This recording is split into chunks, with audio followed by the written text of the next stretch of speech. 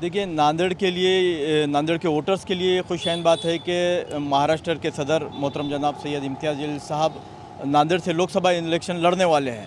आज इसी सिलसिले में हमने कलेक्टर ऑफिस पहुंचकर यहां से फॉर्म खरीदी किया।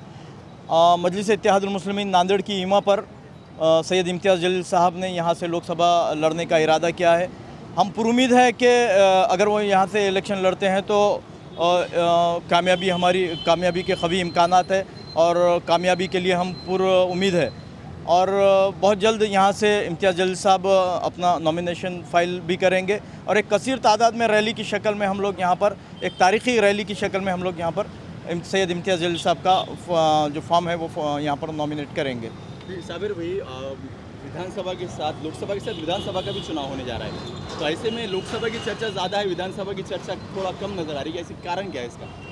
यहाँ के जो जिम्मेदार है मराठवाड़ा ज़िला सदर और पूरे तालुकों के सदर, उनका ये तकाजा था कि लोकसभा का जो इलेक्शन है इम्तियाज़ जलील साहब बाई इलेक्शन यहाँ से लड़ना चाहिए। तो उस वजह से लोगों में एक जोश है कि भाई इम्तियाज़ जलील साहब यहाँ से लोकसभा लड़ना चाहिए।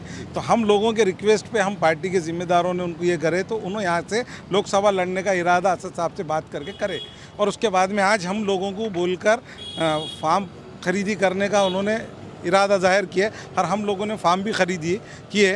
और अल्हम्दुलिल्लाह विधानसभा के दो जो क्षेत्र है, एक साउथ है एक नॉर्थ है, तो इंशाअल्लाह ताला उसके बारे में भी वो भी उम्मीदवारी हम साथ में ही भरेंगे इम्तियाज़ जलील साहब के साथ में। अभी 4 दिन का अरसा रहेगा साबिर भाई, ऐसे में आपको नहीं लगता कि थोड़ा देर हो जा रही है मैम की तरफ? नहीं, अल्हम्दुलिल्लाह हम जब से इलेक्शन हारे हैं, मैं हो या फिरोज लाला हो, तो उस तारीख से हम दूसरे दिन से लोगों के बीच में दरमियान में रहे। हमको ऐसा नहीं लगता है कि हम अवाम के बीच में आज भी है, कल भी रहेंगे और आगे भी रहते रहेंगे।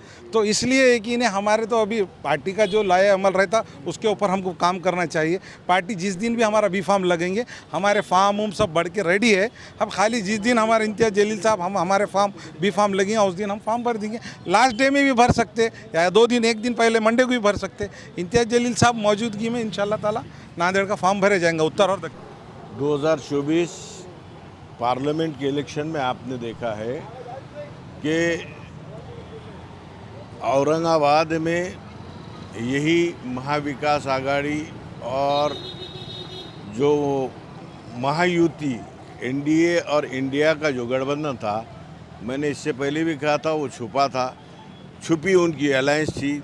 सिर्फ और सिर्फ एक मर्द मुजाहिद सांसद खासदार इम्तियाज़ जलील साहब को गिराने के लिए यही महाविकास आघाड़ी ने महायुति के साथ इंटरनल अलायंस करके जो घिनौना पाप किया है, उनसे सवाल नहीं होता है, मजलिस इत्तेहादुल मुस्लिमीन से सवाल होता है। हमारा यही कहना है कि मजलिस इत्तेहादुल मुस्लिमीन एक सियासी जमात है, एक सियासी पार्टी है और ऑलरेडी हम 5 साल एमपी रह चुके महाराष्ट्र में। आज भी हमारे 2 एमएलए हैं, कहीं ज़्यादा हमारे कॉरपोरेटर रियासत है महाराष्ट्र में।